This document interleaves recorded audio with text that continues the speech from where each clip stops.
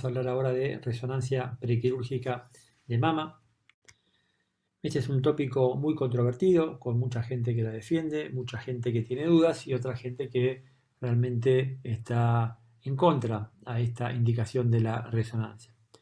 Lo primero tenemos que decir es que la resonancia mamaria, independientemente de la indicación, debe realizarse en unidades especializadas, con equipos dedicados de alto campo de 1.5 Tesla o más, con bobina dedicada a mama, con soft y con una workstation que nos permita ejecutar los programas necesarios para interpretar en forma correcta este tipo de estudios.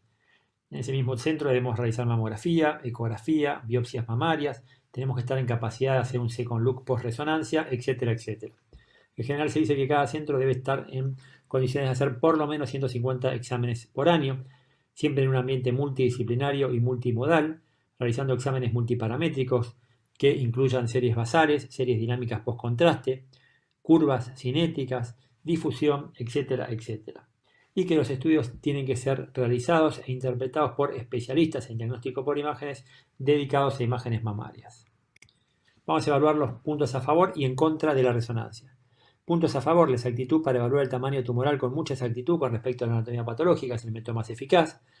Nos va a permitir reconocer multifocalidad, multicentricidad, descartar lesiones contralaterales, evaluar si existe compromiso o no de planos profundos, el plano pectoral, si va a haber compromiso del complejo pezón-areola, si existe un componente intraductal extenso asociado. Y todo esto va a poder generar una influencia positiva en la modificación de la decisión y planificación quirúrgica. Todo esto se conoce como lo que es un mapeo tumoral, o sea, evaluar la extensión real del tumor dentro de la mama y a nivel locorregional para planificar en forma personalizada cada cirugía para cada paciente. Dentro de las debilidades, el costo, la accesibilidad, que no existan protocolos universales, la falta de centralización. Muchas de estas pacientes hacen una ecografía en un centro, una mamografía en otro, la resonancia en otro y así sucesivamente. El requerir en algunos casos second look, todo esto va a consumir tiempo. En general se dice que desde el diagnóstico histológico hasta la cirugía no debería pasar mucho más de 4 semanas. Otro tema que puede ser una complicación es la aparición de lesiones MRI only que requieran biopsias por resonancia, que no siempre están accesibles. Y hay varias frases hechas acerca de las debilidades de la resonancia, muchas son atendibles y otras no tanto. Uno es el potencial manejo de márgenes y lesión residual por radioterapia. Otro, los conceptos de sobrediagnóstico y sobretratamiento, o sea, muchas veces que por resonancia aparezcan lesiones que quizás nunca terminen siendo lo suficientemente importantes, pero que requieran biopsias, cirugías más amplias, etcétera, etcétera. Otro de las frases célebres que normalmente rodean a la resonancia prequirúrgica es que no mejora la sobrevida, pero bueno, en realidad esto me parece que es un poco ingrato porque no es un método terapéutico, sino que es un método diagnóstico, no se le puede pedir a la resonancia que mejore la sobrevida. Otro, que no afecta a las tasas de reintervenciones, esto es discutible dependiendo del trabajo que uno lea, y otro que favorece las mastectomías, lo cual también es bastante discutible. Con respecto a favorecer o no las mastectomías, este es un trabajo de la Clínica Alemana de Chile, no es el único al respecto, y en este trabajo se demostró que en realidad la principal causa de mastectomía es el deseo o el pedido por parte de la paciente y no siempre es la resonancia la que va a generar más mastectomías. Este es un artículo no nuevo, pero quizás uno de los más completos, el de Husami, donde es un metaanálisis sobre 19 trabajos para valorar y cuantificar el rendimiento de la resonancia prequirúrgica. En estos trabajos se reconoció que se detectaron en forma adicional cánceres en un 16% de los estudios, generando un cambio correcto en el enfoque quirúrgico en el 20% de los casos y un cambio incorrecto en el enfoque o planificación quirúrgica en el 6%. O sea, claramente el beneficio supera a los riesgos de una cirugía más amplia en este caso. Un ejemplo, una mama heterogéneamente densa, con una simetría algo irregular, un nódulo mal definido sobre el cuadrante superior externo derecho. El ultrasonido no mostraba nada concluyente, el examen amplifocalizado con compresión tampoco, con una atenuación parcial, se decidió hacer una resonancia.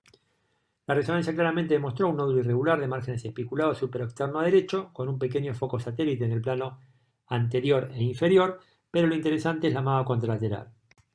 Fíjense en la mama izquierda cómo se reconoce un extenso plano de realce no nodular de distribución segmentaria en relación a un carcinoma ductal in situ que compromete tanto plano posterior, medio como anterior y que no era reconocido en exámenes convencionales. Acá en forma comparativa, en la mitad superior la mama derecha y en la mitad inferior la mama izquierda. Con respecto a las tasas de reintervenciones, hay algunos artículos que sí dicen que la resonancia sería un método óptimo para disminuir estas tasas de recirugía. Fíjense que en estos grupos, en el grupo con resonancia previa, la recirugía fue del 5%, en el grupo sin resonancia es del 33%. Lesiones bilaterales. Aproximadamente en el 4% de los pacientes que se someten a una resonancia prequirúrgica vamos a encontrar una lesión adicional. Acá vemos en el óvalo rojo la lesión original, un nódulo irregular que involucra e infiltra el plano pectoral izquierdo, y en forma contralateral, en el círculo amarillo, una lesión nodular algo heterogénea que también resultó ser un carcinoma ductal invasor y que no había sido reconocido en exámenes previos. Otro ejemplo, vemos señalado con flecha roja un carcinoma ductal invasor en una mama con múltiples cambios quísticos, que son los pequeños nódulos que se ven por mamografía, pero fíjense cómo en el círculo amarillo, en dos planos de resonancia, se ve un plano de realce no nodular en relación a un carcinoma ductal in situ extenso, no calcificado y que no había sido reconocido ni por mamografía ni por ecografía, y que sí fue corroborado en esta resonancia y con la ulterior anatomía patológica. ¿Cuáles serían los objetivos de una resonancia prequirúrgica? Como dijimos, evaluar un mapeo tumoral, ver las dimensiones lo más exacta posible, ver los planos que involucra, si es el plano posterior, medio, anterior, si existe componente intraductal extenso asociado o no, si hay multifocalidad o multicentralidad, si la mama contralateral va a estar afecta o no, si existe compromiso de planos profundos o del complejo pezón-areola, hacer una estratificación locorregional y, si es conveniente o no, contraindicar la cirugía conservadora en virtud de los hallazgos. Con respecto a la valoración ganglionar, recordar que para la valoración individual de cada estructura ganglionar axilar es superior la ecografía con respecto a la resonancia, porque vamos a evaluar las características de cada ganglio, no solamente el tamaño, sino la pérdida o no del hilio, el espesor cortical, siguiendo los criterios de Betti, el cambio en la morfología, si deja de ser oval para ser redondeado, etcétera, etcétera. Sí, la resonancia va a aportar información para evaluar ganglios extraaxilares, como en la cadena mamaria interna y en los planos infra y fundamentalmente supraclaviculares.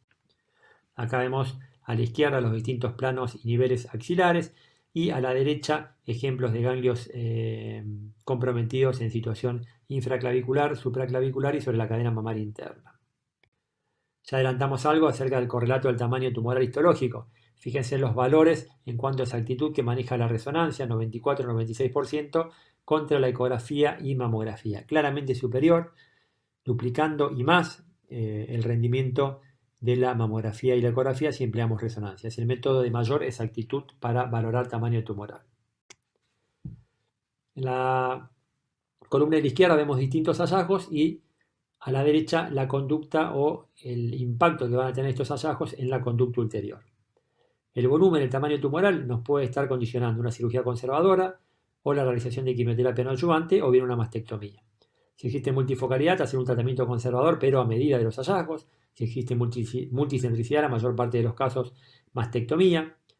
En presencia de un carcinoma ductal extenso, bueno, hacer un mapeo, evitar reintervenciones. Si está comprometido el complejo pezón-areola, hacer una mastectomía subcutánea sin conservación de pezón. Si existen lesiones contralaterales, obviamente un tratamiento acorde a esa lesión.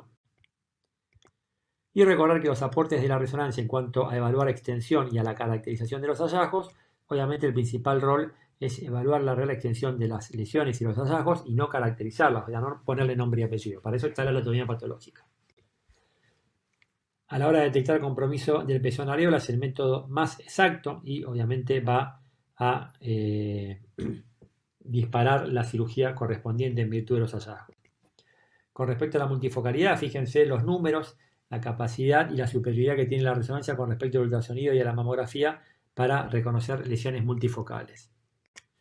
Lo mismo pasa con la multicentricidad, donde la resonancia es claramente superior con respecto a la mamografía y al ultrasonido. Fíjense los números, o sea, la comparación es más que obvia. En este caso, además de los múltiples nódulos en distintos cuadrantes, fíjense cómo hay realce patológico del esternón indicando compromiso metastásico del hueso esternal. En este ejemplo, en la mamografía sintetizada, vemos una pequeña imagen nodular irregular, retrovelar profunda en esta incidencia craneocaudal izquierda, pero fíjense que la resonancia demuestra dos realces nodulares adicionales satélites en situación más medial, anterior e inferior, que no eran reconocidas en la mamografía y que, si se quiere, no era una mama tampoco tan compleja en cuanto a densidad. La imagen hiperintensa que ven perimamelonar era un nebus cutáneo, no era un área de realce nodular. Este es otro artículo que evalúa el rendimiento de la resonancia prequirúrgica. Es una valoración, un metaanálisis sobre 50 artículos y casi 11.000 pacientes, reconociendo enfermedad adicional en un 20% de los casos, enfermedad contralateral en el 5.5%, generando un cambio correcto en la conducta quirúrgica en casi 13% y un cambio incorrecto en el 6%. Como dijimos antes, los beneficios superan a los perjuicios.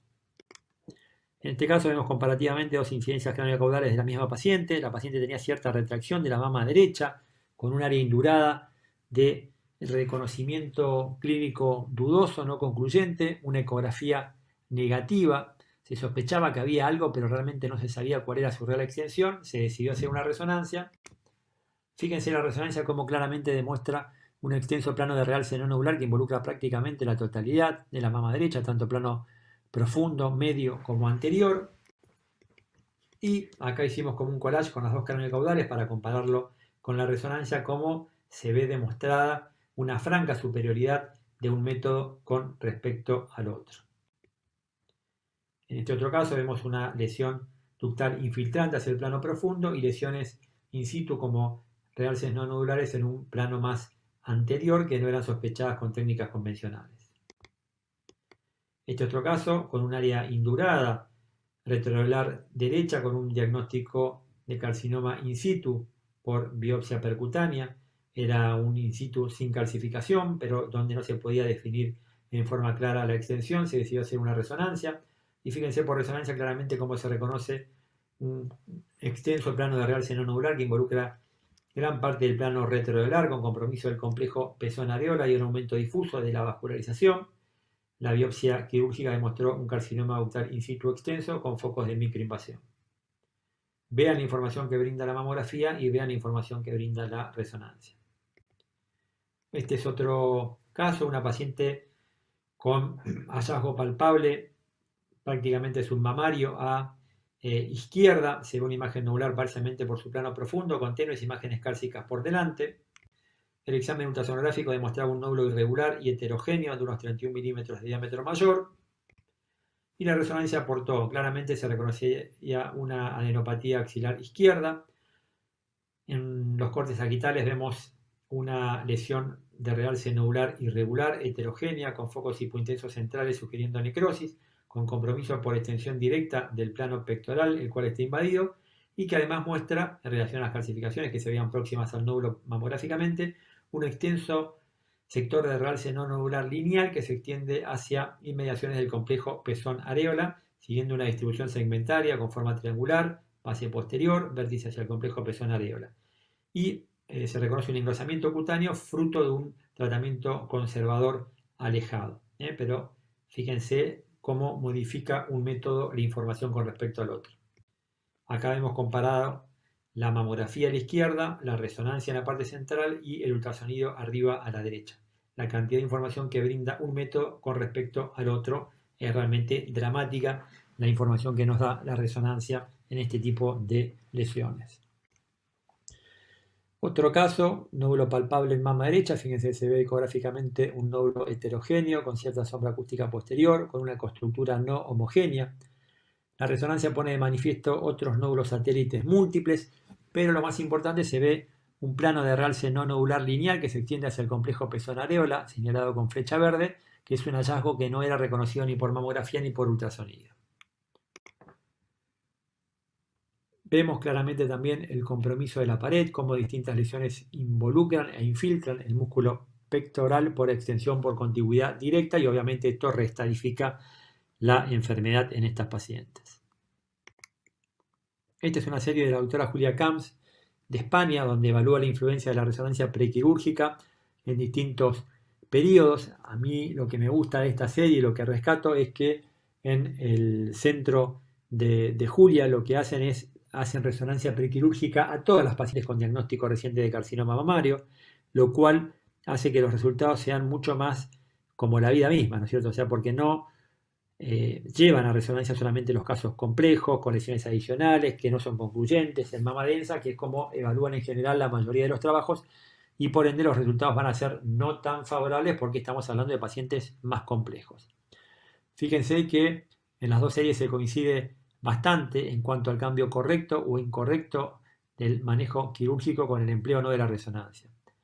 Empleando resonancia se observa una modificación beneficiosa de la conducta quirúrgica en el 87% y un cambio incorrecto en tan solo el 13%. Y acá se compara ese cambio incorrecto en qué consiste. En el 80% de los casos, en las dos series, la inicial 2002-2007 como la segunda en el 2011, en el 80% de los casos, y un cambio incorrecto en el 21% de los casos. O sea, 4 veces contra 1. También podemos encontrar hallazgos locorregionales, hallazgos extramamarios en resonancia. Con flecha verde vemos un conglomerado de adenopatías necrosadas que invaden y comprometen la pared torácica. Vemos también una metástasis en el esternón, en el cuerpo external, a la izquierda de la línea media con una flecha roja. En círculo verde vemos metástasis hepáticas.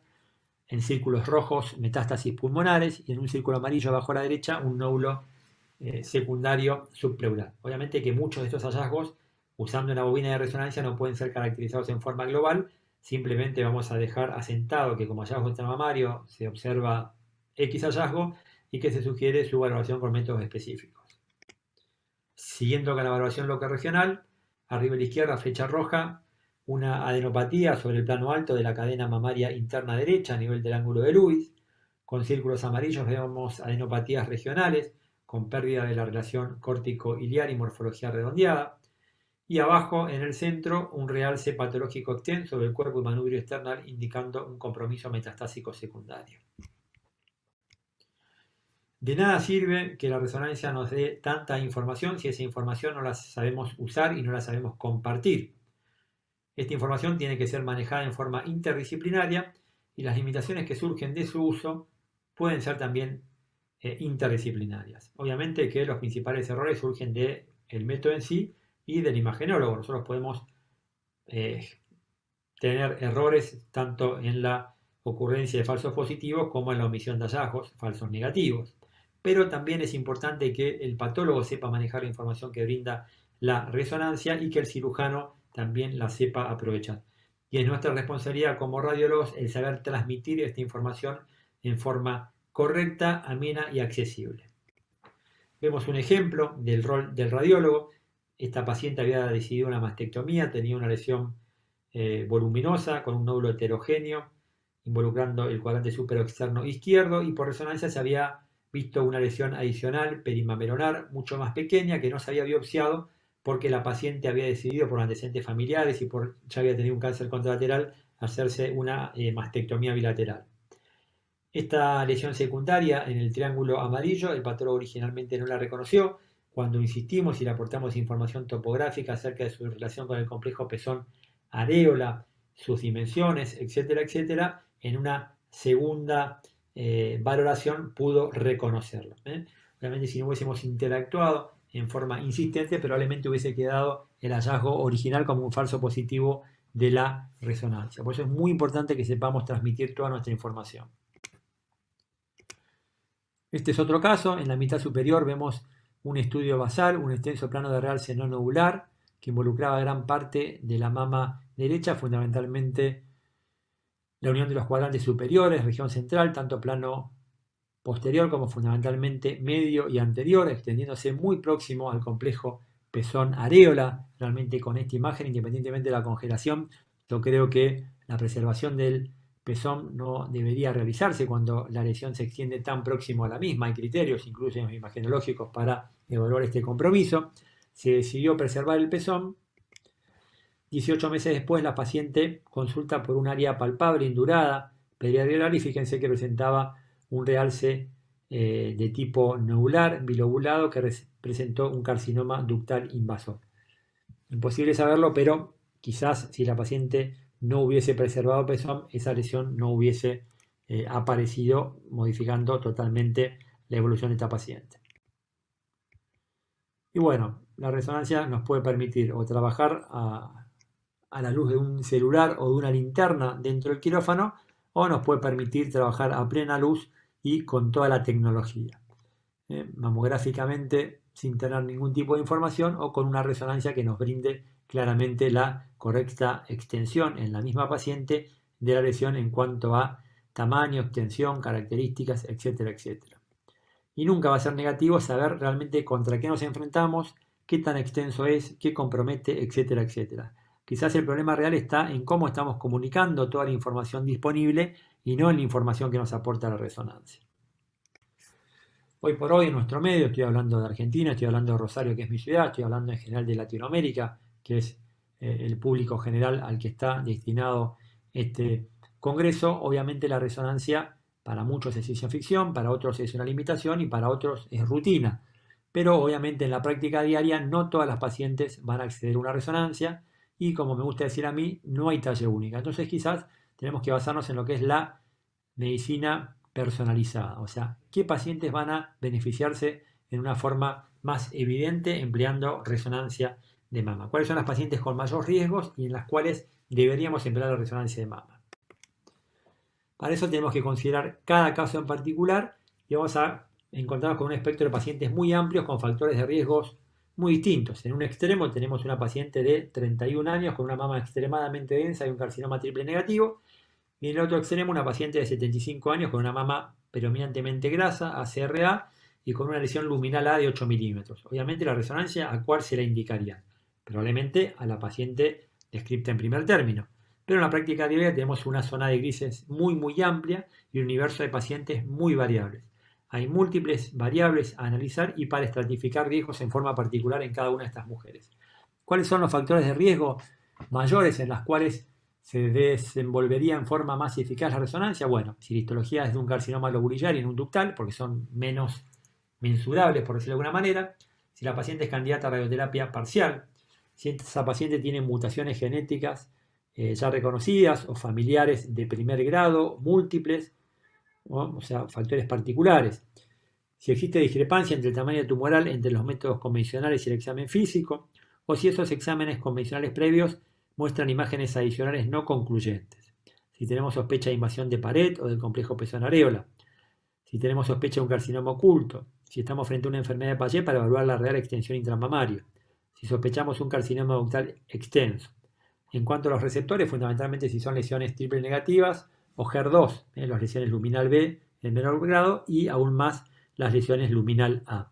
Obviamente si tenemos una lesión luminal A en una paciente de 33 años y una mama extremadamente densa, también se la va a amanecer, ¿no es cierto? Obviamente todas estas variables tienen que ser usadas en forma conjunta. Seguimos con la densidad. Obviamente va a aportar más información en mamas extremadamente densas o heterogéneamente densas, ACR-C o D. Y obviamente en una edad más temprana.